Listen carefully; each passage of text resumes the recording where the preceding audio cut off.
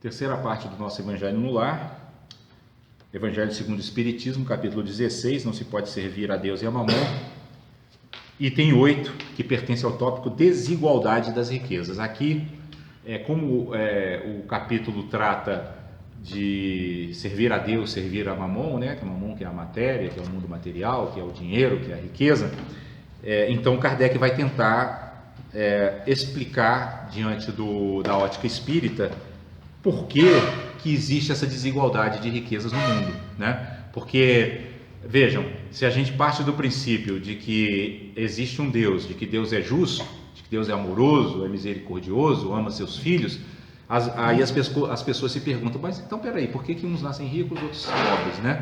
Por que uns são inteligentes, outros já não têm tanta capacidade cognitiva, né? Como que isso se explica diante de um Criador, né?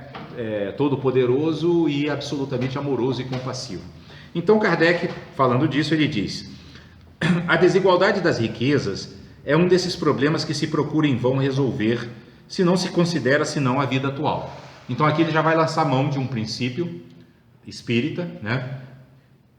Que é o princípio da reencarnação, né? Ele diz, olha, realmente, se nós formos olhar para a vida usando apenas o critério de uma existência única, aí vai ficar difícil da gente conciliar a existência de Deus com a desigualdade que a gente vê no mundo e que ainda hoje, né? Ainda hoje, aqui, quase 200 anos depois da codificação do Espiritismo, ainda é grande, né? É uma desigualdade que algumas pesquisas até estão apontando que estão aumentando, né? Nesses últimos anos.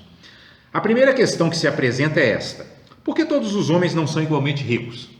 É óbvio, né? Se Deus ama seus filhos igualmente, por que não são igualmente ricos? Não são por uma razão muito simples.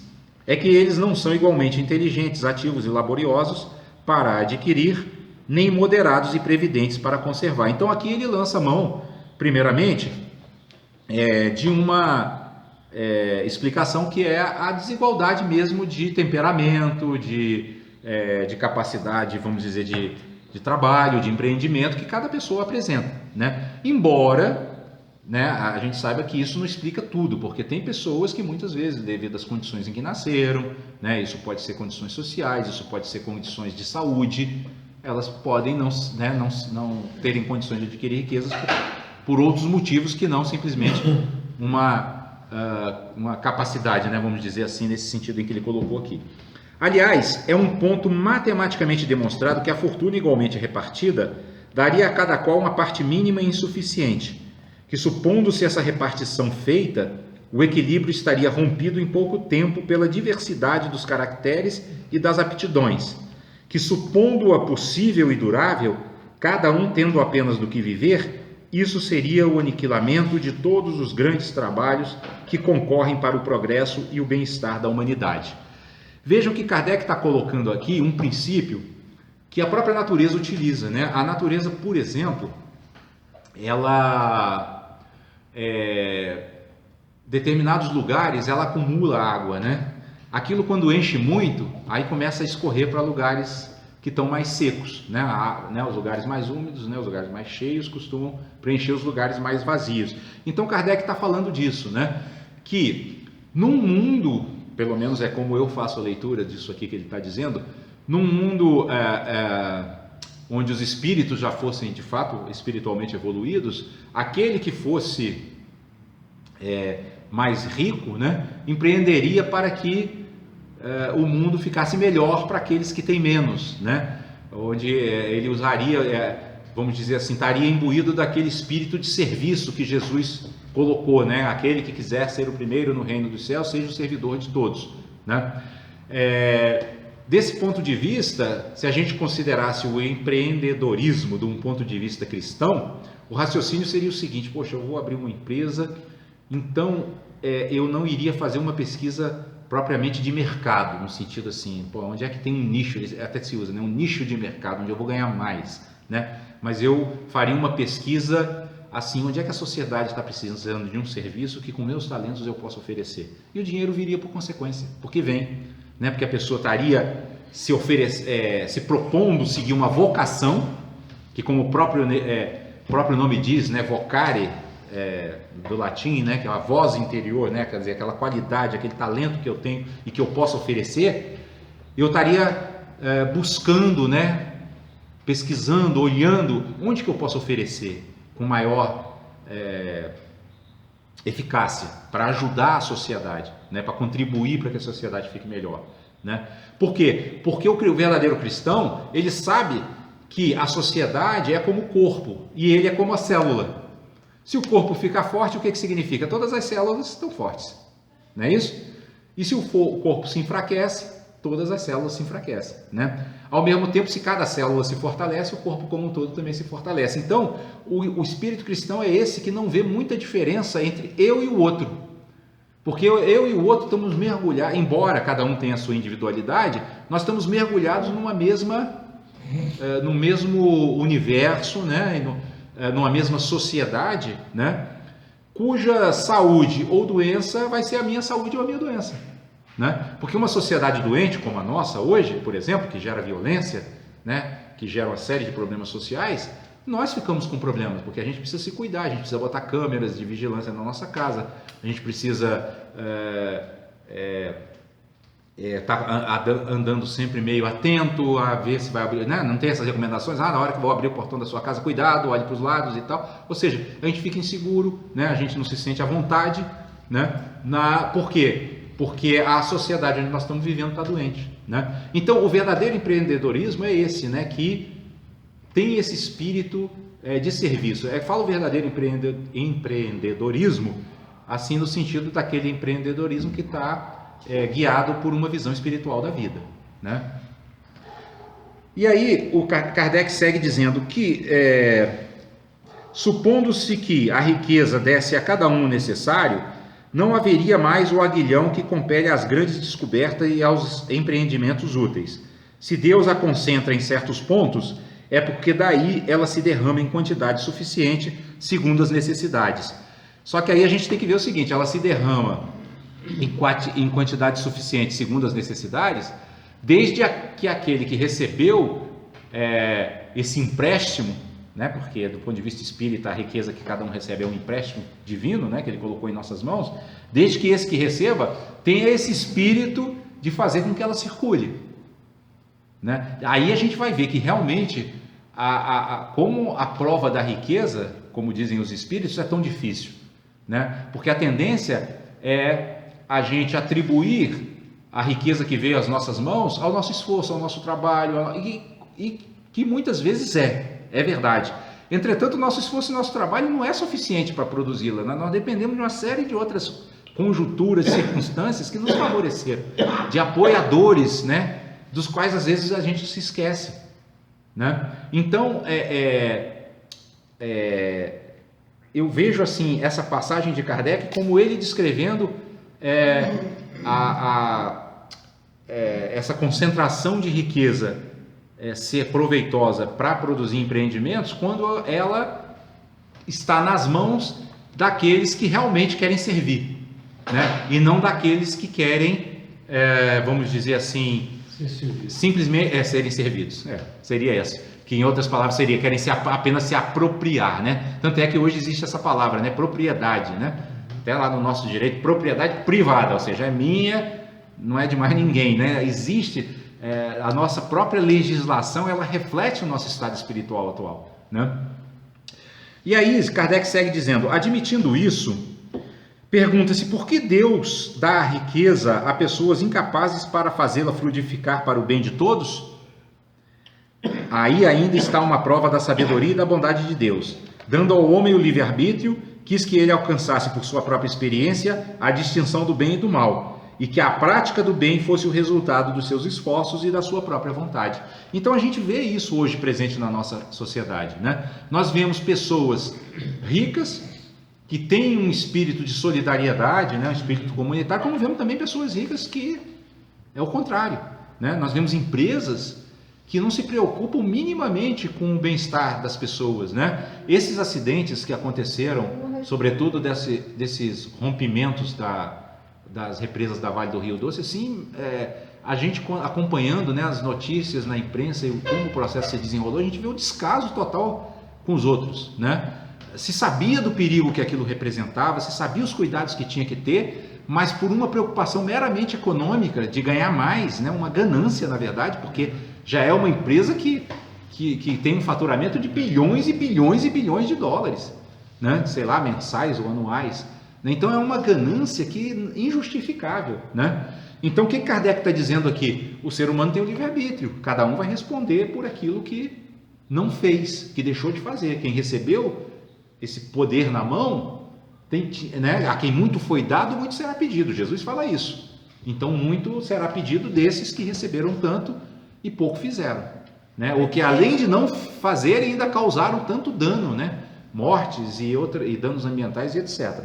Não respondeu. Oi, qual foi a pergunta, Bela? Ele não respondeu. Ele perguntou por que dá para as pessoas que não têm condições de... Não, ele respondeu, ele disse exatamente porque, ele disse inclusive que isso é uma prova da sabedoria de Deus, que é o respeito ao livre-arbítrio, né? Porque, veja bem, nós estamos num planeta... Se a pessoa não tem condição, não é nem questão de livre-arbítrio, ela não está pronta, não está preparada. E você só daria para quem estivesse pronto. E quem que está pronto? Essa pergunta da Mari é perfeita. Quem que está pronto? Na verdade, nós estamos em processo de aperfeiçoamento, né? E a riqueza é uma das provas, e uma das provas mais difíceis, né? Veja bem, o espírito não está pronto, né? Mas ele está apto. O que significa isso? Eu quero dizer o seguinte, se esse raciocínio assim que você está colocando fosse seguido à risca, só seres perfeitos poderiam, digamos assim, nascer ricos, né? Só que aí nós estaríamos tirando a oportunidade de que seres imperfeitos passassem por essa prova, né? Planejassem uma reencarnação e dissessem, não, olha, vou me programar para realmente fazer tudo aquilo que estou prometendo fazer aqui, ou seja, vou, ao invés de ser... Porque qual é a grande oportunidade que a riqueza dá? De você praticar a generosidade, que é o antídoto da avareza. Esses exemplos que eu citei aqui, que causaram esses acidentes tão trágicos, é justamente porque o espírito, no uso do seu livre-arbítrio, faliu. Isso é que se chama falir na prova. Porque a riqueza ela não é uma expiação, é óbvio que não é, né? A pessoa está recebendo uma situação confortável, então não é uma expiação, né? Ele não está pagando débitos do passado, ele se propôs àquela prova, a todo um planejamento espiritual, a toda uma avaliação. Se os espíritos acharem porque veja bem, o grande problema aí não é nem para aqueles que vão sofrer os danos causados pelo mau uso da riqueza. O grande problema é para ele que assumiu aquele karma. Por quê? Porque Jesus diz, o escândalo é necessário, mas ai daquele por quem o escândalo venha. Ou seja, aquelas 300 pessoas que morreram em Brumadinho, aquilo é uma expiação. Aquilo não aconteceu por acaso, eles não estavam ali por acaso. Cada um tinha um karma a expiar, naquele tipo de morte que tiveram. Agora, ai daquele por quem o escândalo é necessário. Por quê? Porque aquelas pessoas iriam espiar também, né, de alguma outra forma, sem precisar que causassem aquele acidente. Então, o grande problema é para aqueles ricos, que aparentemente hoje as pessoas, ouvindo a notícia, falam assim, nossa, esses caras tinham que ser punidos, eles tinham que, né, ir para a cadeia. Eu acho assim, tudo bem, a nossa legislação deveria ter alguma coisa a respeito disso. Mas nós que estudamos a doutrina espírita, a gente deveria, na verdade, orar por eles, porque eles estão com grandes problemas espirituais, não são materiais. Materiais eu sei que não tem, continuam com muito dinheiro, né? Mas a gente deveria orar para que eles abrissem seus olhos e, como diz Jesus, né? Antes que a morte os chame, né? Porque há oportunidade ainda também de reparar, porque deixar para depois, aí sim, aí aquele que não passou na prova da riqueza vai nascer em condições precárias, pobreza, miséria, como a gente vê hoje muitos seres dizem assim, nossa, mas por que essa pessoa passou por tanto sofrimento? Ele não merece isso, mas nós não conhecemos o passado espiritual dele. Entendem isso, Bela? Ficou claro, Bela? É uma prova, né? Quando um aluno vai fazer uma prova, ele está preparado para a prova, mas não significa que ele sabe. A prova é que vai dizer agora se ele passou ou não passou. Então é preciso a prova da riqueza, né? E aí Kardec segue dizendo o seguinte, ele, olha só, continuando essa resposta da própria pergunta da Bela, ele não deve ser conduzido fatalmente nem ao bem nem ao mal, por isso existe o livre-arbítrio. sem o que não seria senão um instrumento passivo e irresponsável como os animais. A fortuna é um meio de prová-lo moralmente, ó. Tá vendo? Ele está sendo testado, ele está sendo provado, né? Mas como ao mesmo tempo é um poderoso meio de ação para o progresso, Deus não quer que ela fique muito tempo improdutiva e por isso a desloca incessantemente. Isso é interessante, né? O Império Romano dominou o mundo por 800 anos, né? Boa parte do mundo, né? Mas em algum momento ele caiu, né? Todo aquilo que ele... Por quê? Porque ele tinha uma função. O Império Romano, quando começou, ele era fundamentado em ideais elevados da família, assim, não eram propriamente ideais espirituais, mas eram ideais do direito, da família, de uma convivência social, e aquilo foi se deteriorando, né? Quando a espiritualidade superior falou, bom, não, eles se desviaram, acabou, o império caiu, parecia uma coisa eterna, caiu, né? Então é assim que são essas provas do poder, né? Por isso que Kardec fala, a riqueza desloca, incessantemente ela se desloca, saiu do poder dos romanos, né? E foi para outros povos. Cada um deve possuí-la para experimentar serviço dela, tá vendo? Cada um deve passar por essa prova, cada um deve experimentar e provar o uso dela e provar o uso que dela sabe fazer. Mas como há impossibilidade material de que todos a tenham ao mesmo tempo, olha só, como há impossibilidade material de que todos a tenham ao mesmo tempo, que aliás, se todo mundo a possuísse, ninguém trabalharia e o aprimoramento do globo com isso sofreria, cada um a possui a seu turno. É o que ele fala do revezamento. É como se fosse um revezamento. Sabe aquela prova de corrida com bastão, né? Revezamento. Passa o bastão para o outro e agora você leva. Quem não a tem hoje já a teve ou terá numa outra existência. E quem a tem agora poderá não tê-la mais amanhã. Tudo vai depender de como a gente vai conduzir as coisas. Há ricos e pobres, porque Deus sendo justo, cada um deve trabalhar a seu turno. A pobreza é para uns a prova da paciência e da resignação, e a riqueza é para outros a prova da caridade e da abnegação. Olha que coisa interessante e sábia, né? Cada um está tendo um tipo de prova, nós passamos por todas elas, por quê? Porque nós precisamos ser perfeitos, nós precisamos ser completos. No budismo, eles falam muito sobre as 6 perfeições, e uma delas é a generosidade. Eles dizem que aqueles que praticam a generosidade geram um karma positivo para terem boas condições financeiras em vidas futuras. Olha só que coisa interessante, a generosidade, ou seja, eu doar, eu abrir mão, que é como Francisco de Assis diz, dando o que se recebe, é justamente a energia que cria um karma para que você depois não renasça em condições financeiras e materiais precárias, né? E aí Kardec fecha essa reflexão dizendo assim: deplora-se com razão o lamentável uso que certas pessoas fazem de sua fortuna. Olha só. Deplora-se isso, é lógico, é ruim quando a pessoa faz mau uso da sua fortuna.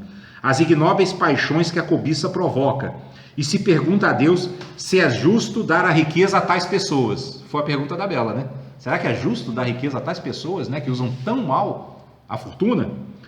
É certo que se o homem não tivesse senão uma só existência, nada justificaria essa repartição dos bens na terra.